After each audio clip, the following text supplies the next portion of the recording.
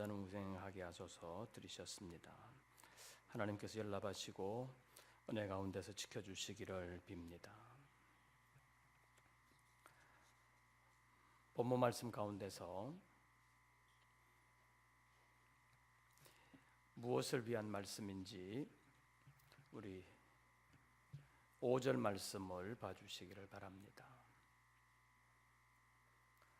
5절, 6절, 2절 말씀 우리 다 같이 봉독하시겠습니다. 예수께서 이 12를 내보내시며 명하여 이르시되 이방인의 길로도 가지 말고 사마리아인의 고을에도 들어가지 말고 오히려 이스라엘 집에 잃어버린 양에게로 가라. 예수님께서 12제자를 세우시고 그 12제자를 이스라엘 백성들 잃어버린 양이라고 표현되는 하나님의 복음을 잃어버린 그들에게 보내면서 주시는 말씀이 오늘 우리가 교독한 이 말씀입니다.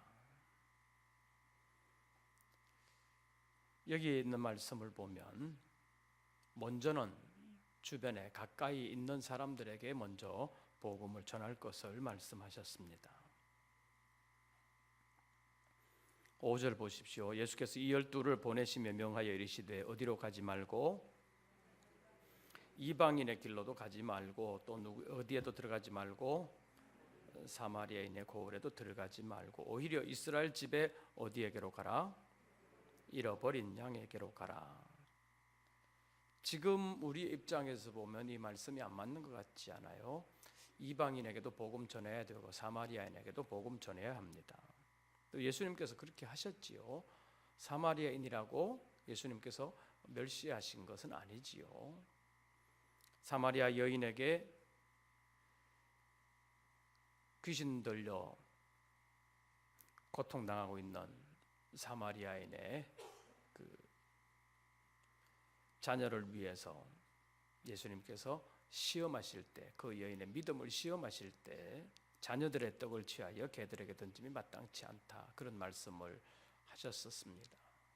근데 그것은 사마리아를 무시해서라기보다는 그 여인의 믿음을 한번 시험해 보기 위해서 일반적인 관점, 그 당시에 상식적인 표현으로 또 사람들의 입에서 오르내리는 그런 말로 그 여인의 믿음을 시험하신 것이지 사마리아를 멸시하신 것 아닙니다.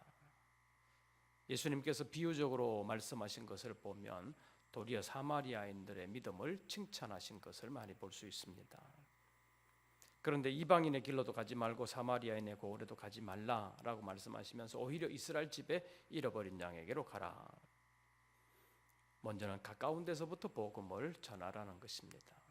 그래서 우리가 복음을 전할 때 우리 주변에 있는 사람들에게 먼저 복음을 전하는 그런 훈련을 할 필요가 있습니다. 가까운 데 있는 사람, 또 오늘 본문에서 보는 것처럼 이방인이나 사마리아인들과 같이 대단히 적대적인 관계에 있지 않음에도 불구하고 그들을 보내면서 16절 말씀을 보면 내가 너희를 보냄이 양을 이리 가운데 보냄과 같다라고 말씀하고 있습니다. 육신적으로 보면 같은 동족에게 보내는 것인데 영적으로 보면 굉장히 반대하는 사람들, 핍박하는 사람들에게로 보내는 것과 같은 것입니다. 그래서 내가 너희를 보냄이 양을 이리 가운데 보냄과 같다라고 말씀하시면서 그러므로 너희는 뱀같이 지혜롭고 비둘기같이 순결하라고 말씀하셨습니다. 11월 달에 우리가 전도주의를 앞두고 우리가 복음 전할 때 이러한 지혜를 가지고 복음 전할 수 있기를 바랍니다. 또 추석 명절을 맞이하면서 믿음이 같지 않은 또는 믿음을 인하여서 핍박을 하는 그런 사람들이 친척으로 있을 때 만날 때 우리가 어떻게 처신을 해야 되느냐. 내가 너희를 보냄이 양을 무엇 가운데로 보냄과 같도다? 이리 가운데로 보냄과 같도다. 신천지에서 이것을 인용을 해가지고 막 모략이라는 말로 말하면서 양이 이리 가운데 들어가려고 하면 이리처럼 돼야 된다. 그래가지고 뭐 이리처럼 굉장히 거짓말도 잘하고 이리에 탈을 쓰고 들어가야 된다고 말하면서 이 구절을 이상하게 이용하는 것을 봅니다. 근데 이 말씀은 신천지 사람들이 그렇게 주장하는 그런 뜻이 아니라는 것을 우리는 분명히 알고 있습니다. 양을 이리 가운데 보냄과 같다는 것은 이제 무서운 동네 들어가는 것과 같다는 거지요. 양은 현실적으로 이리를 당할 능력이 없는 거지요. 그런데 이리 가운데로 양을 보내는 것처럼 예수님의 입장에서 보면 좀 걱정스럽다는 것입니다. 제자들이 당할 일을 생각하면 상당히 좀 걱정스럽다는 것입니다. 인간적인 걱정이 아니라 복음 전하면서 당할 여러 가지 일들을 생각하면서 예수님께서는 내가 너희를 보내면 양을 이리 가운데 보냄과 같다. 그렇게 말씀하시면서 그러므로 너희는 뭐같이 뱀같이 어떻게 하고 지혜롭고 또 비둘기같이 순결하라. 뱀같이 지혜롭고 비둘기같이 순결하는 것은 순전한 믿음을 가지고 이때 그 전하는 방법에 있어서는 굉장히 지혜롭게 하라는 것입니다.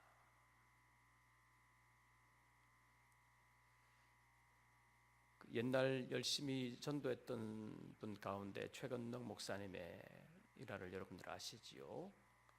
골목에 다니면서 예수 천당 불신 지옥을 외쳤던 분입니다. 지금도 그런 식으로 전도하는 사람들도 있지요. 어떤 사람들은 또 십자가를 만들어 가지고 들고 다니기도 하고 또 이상한 옷을 입고 또 예수 천당 불신 지옥을 해가지고 옷에다가 이렇게 걸어 가지고 또 다니는 사람들도 있습니다. 말은 맞지요. 예수 믿으면 천당 가고 안 믿으면 지옥 간다. 말은 맞는데 그들이 그렇게 전하는 것이 지혜로운 방법인가 하는 것은 좀 더 생각해 볼 필요가 있습니다.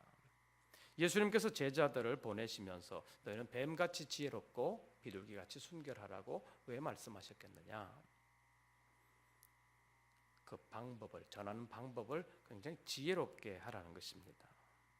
그래서 17절 말씀에 보면 사람들을 어떻게 하라? 삼가라. 그들이 너희를 공회에 넘겨주겠고 그들의 회당에서 채찍질하리라. 또 너희가 나로 말미암아 총독들과 임금들 앞에 끌려가리니 이는 그들과 이방인들에게 증거가 되게 하려 하심이라. 사람들을 삼가라는 말로 표현하고 있습니다. 사람들을 삼가라. 조심하라는 거지요. 복음을 전하되 또 믿음의 담력을 가지고 전하되 일부러 무모한 방법으로 어려움을 자초할 필요는 없다는 것입니다. 어려움을 당할 때 그것 때문에 복음을 안 전하는 것은 바람직하지 않지만 일부러 무모한 방법을 가질 필요는 없다는 것입니다. 자, 23절 말씀 보십시오. 이 동네에서 너희를 박해하거든 저 동네로 어떻게 하라? 피하라. 박해하면 그 박해를 받으면서 계속 할 수도 있는데 저 동네로 피하라고 말씀하십니다. 그것이 무엇이냐 하면 복음 전하는 데 있어서 가장 지혜로운 방법을 찾고 또 자신이 할 수 있는 최대한 많은 사람들에게 복음을 전하게 하기 위해서 이 동네에서 너희를 박해하거든 저 동네로 피하라. 내가 진실로 너희에게 이르노니 이스라엘의 모든 동네를 다 다니지 못하여서 어떻게 되리라? 인자가 오리라. 다시 말하면 인자가 오는 그날까지 주님의 복음을 가능한 한 많은 사람들에게 전하라는 것입니다. 그래서 우리가 이 말씀을 보면서 주님의 복음을 전하는 오늘 우리의 교훈을 받게 되는 것입니다. 사도들은 주님의 보내심을 받고 모든 것을 다 패하고 이 일만 했습니다. 다시 말하면 복음 전하는 것이 전업이었다는 것입니다. 그런데 우리는 복음 전하는 것이 전업으로는 하지 못하지요. 나름대로 직업을 가지고 있고 또 이 땅에서의 다른 일들을 해야 되기 때문입니다. 복음 전하는 것만을 전념할 수 있는 사람이 있는가 하면 그렇지 못한 사람들도 있습니다. 이제 그렇지 못한 사람들에게 다른 직업을 다 버리고 복음 전하는 것만 전념을 해라라고 예수님께서 말씀하시지는 않습니다. 왜냐하면 또 다른 일들을 해야 되는 그 사명이 사람들에게 또 있기 때문입니다. 그래서 오늘 본문 말씀에서 뱀같이 지혜롭고 비둘기같이 순결하라 이 말씀을 살펴보면서 우리가 어떻게 하는 것이 가장 복음 전하는 데 있어서 지혜로운 방법인가 하는 것을 찾아야 되고, 또 무리한 방법, 그런 방법으로 복음 전하는 것보다는 가장 지혜로운 방법으로 복음 전하는 것이 필요하다는 것입니다.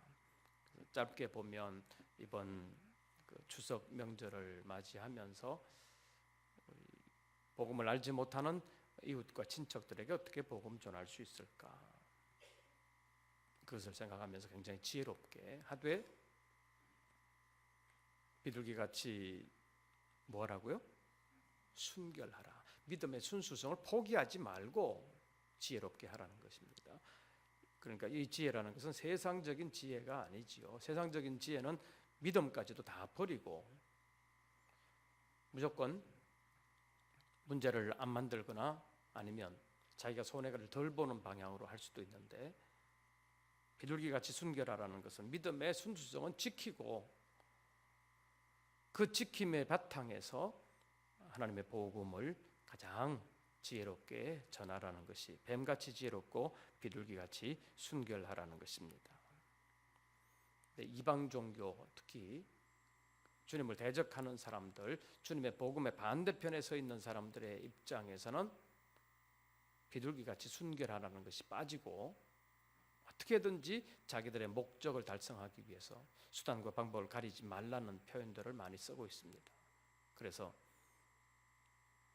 결국에는 무엇까지 가느냐 하면 그들의 목적을 위해서라면 거짓말을 해도 괜찮다, 거짓말의 정당성을 부여하고 있습니다.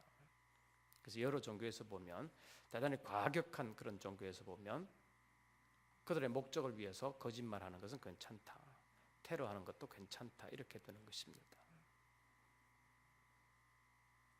그런데 예수님의 말씀은 다르지요. 너희는 뱀같이 지혜롭고 비둘기같이 뭐하라? 순결하라. 믿음의 순수성을 지키라는 것입니다.